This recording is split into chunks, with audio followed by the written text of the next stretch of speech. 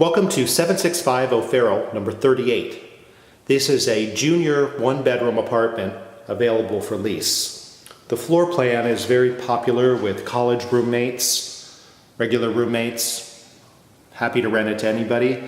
Basically, what they're doing is they're using this room here as the living room. It's got the partial bay window. It's in the interior. It's nice and quiet. You have a partial wall here that has a door that goes to another area, which would be the bedroom of the junior one bedroom. And then you have a foyer. It's your front door. You have a giant closet that students like to use as another sleeping area, making this a two-bedroom. There's even a vent there. Or you can use it as a great closet, have a bedroom, have a real junior one bedroom, whatever you want to do. This little foyer also has a second closet.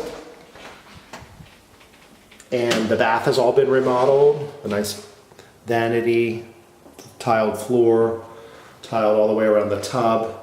It's got a new window there. And then back through the living room, we go to the kitchen, which has a breakfast area. And it's been remodeled, featuring cherry cabinets, black granite counters, a gas stove, stainless sink with a retractable faucet.